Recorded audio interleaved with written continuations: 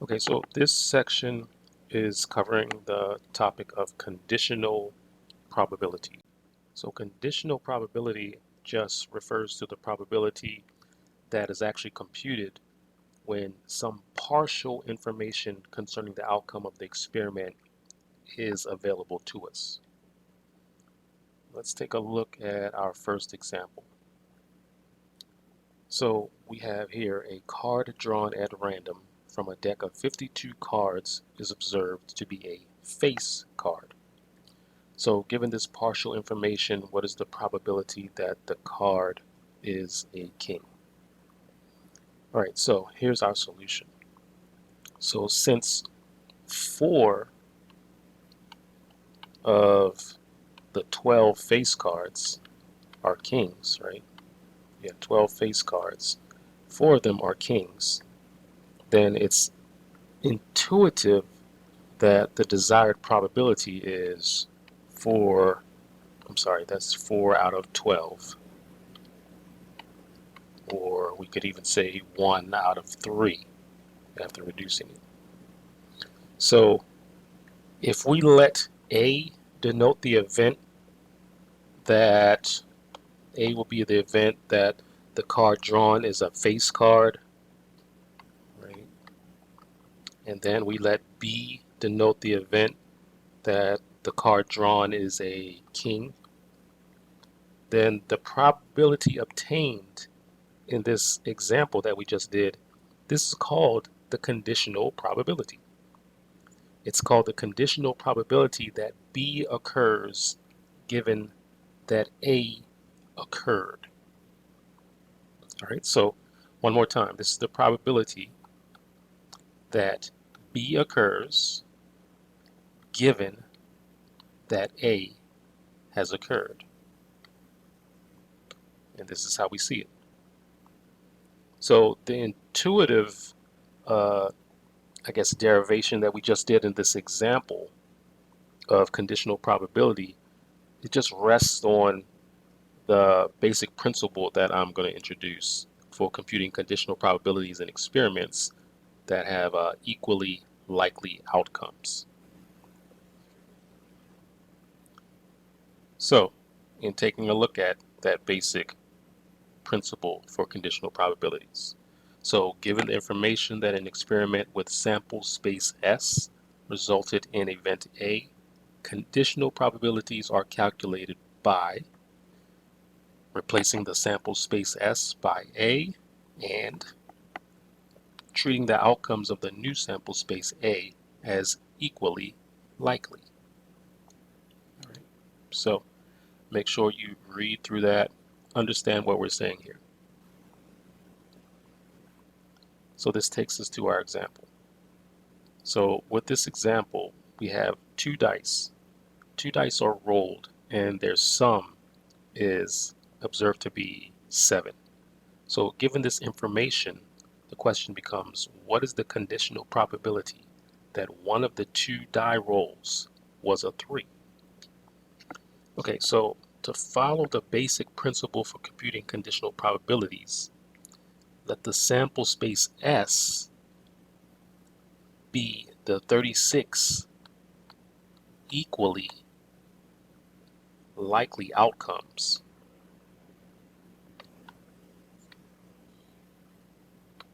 of rolling 2 dice.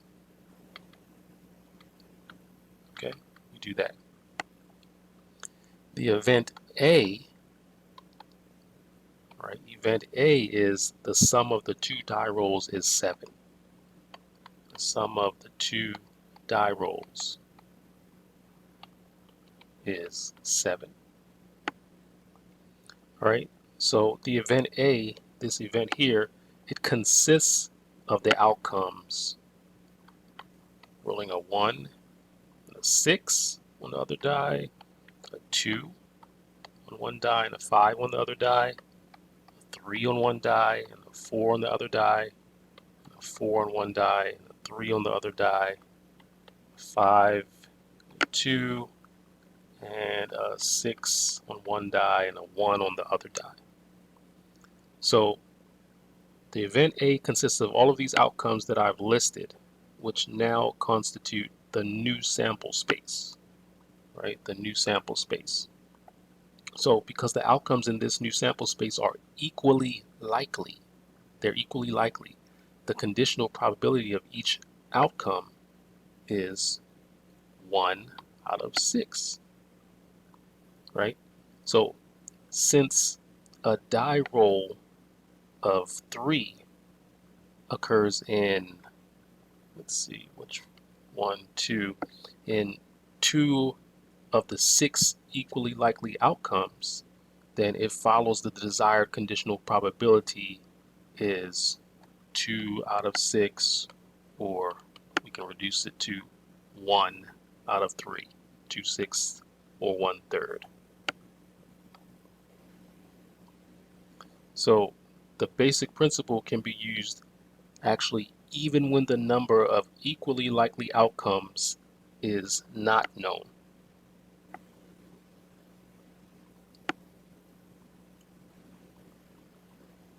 So let's take a look at the next example.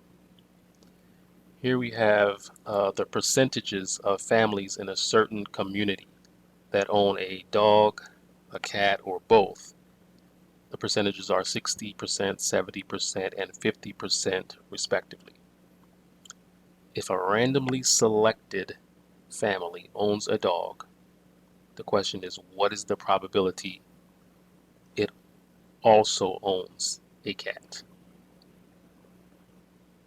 Okay, so let's let A denote the event that the family owns a dog, right? We'll let that be event A. And B is the event that the family owns a cat. So the family owns a dog is A, event A. Owning a cat is event B. So if we were to look at some other information, let's say the information is finding probability of A minus B. So you should be aware of how we computed this, and we got 0.1. So since A is A minus B, right, unioned with A intersection B, all right, so it follows that among families who own a dog, the ratio of families who also own a cat to those who do not looks to be 5-1, right? So the ratio of families who also own a cat to those who do not is 5-1. Therefore, the conditional probability that the family owns a cat, so we'll write it out, that they own a cat, given that it owns a dog, is 5 out of 6. All right, so the reasoning used in this example that we just did generalizes to any two events A and B. Given that the event A occurred, B will also occur if the outcome belongs in A's intersection with B. So according to the basic principle, however, A is the new sample space, and the ratio of the probability of A intersection B to A minus B remains the same, since A intersection B and A minus B are complementary events relative to the new sample space. That is, given that A occurred, then neither A intersection B or A minus B must also have occurred. Then we arrive at the following definition.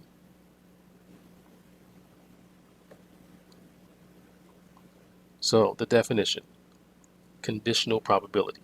It states that for any two events A, B with the probability of A greater than 0, we have it symbolically as such. Probability of event B given that A has occurred. Probability of A intersection B over the probability of A. So, key definition for you.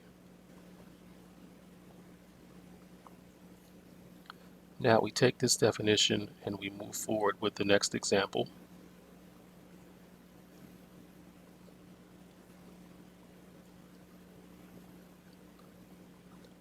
It says that the probability that the life of a product does not exceed t time units is 1 minus exponential negative 0.1 t.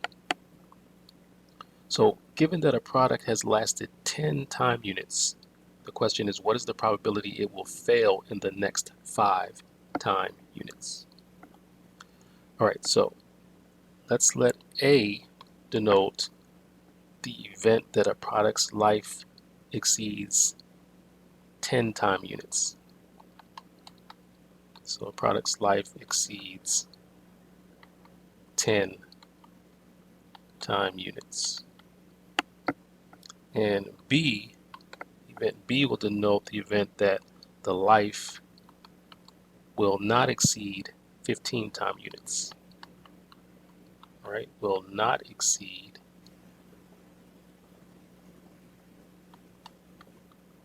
15 time units. So I'm going to draw a diagram. I'm going to show the event A, the complement of A, and B. A, the complement of A, and then B.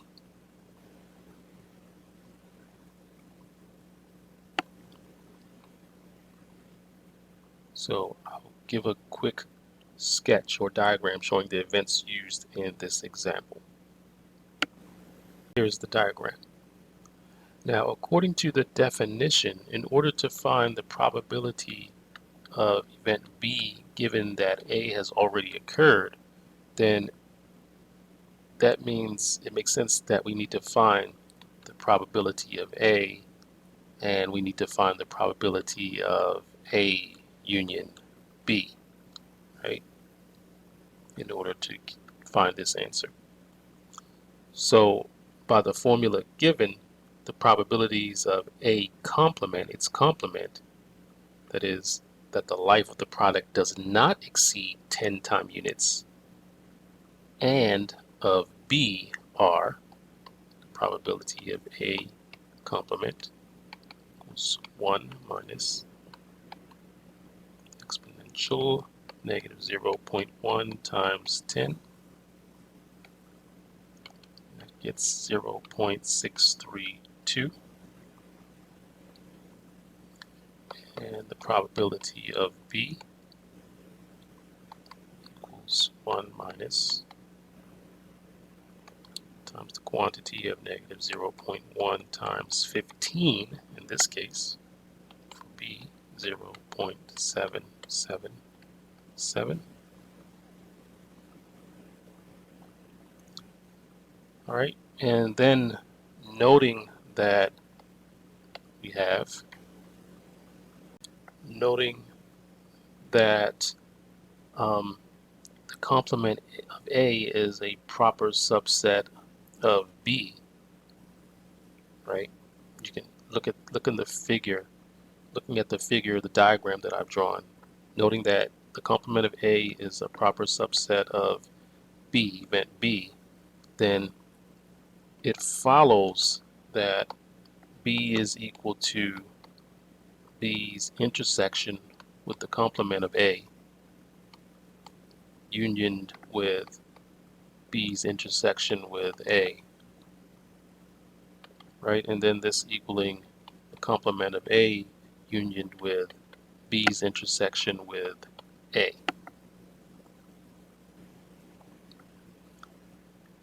So hence, since the complement of A and B intersected with A, right? So since these, we would say these would be disjoint.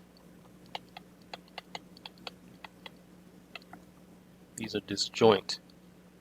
Since they're disjoint, then the probability of B is equal to the probability of A's complement plus the probability of B's intersection with A.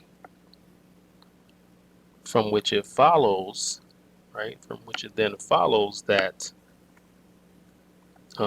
now we'll say the probability B's intersection with A is equal to the probability of B minus the probability of A's complement. This gives us the 0.777 minus 0.632, which gives us 0.145. Right, so hence, since probability of A is equal to 1 minus A's complement, right, that's a natural understanding, right? The complement subtracted from 1 would give us A. So this is going to be 1 minus 0.632, which is 0.368.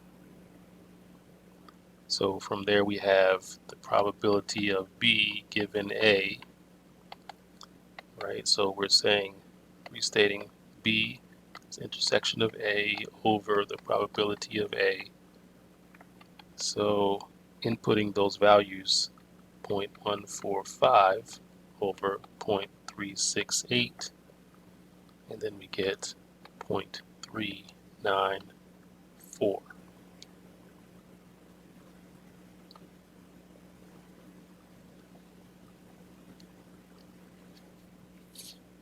All right, so this is a nice and concise overview of conditional probability.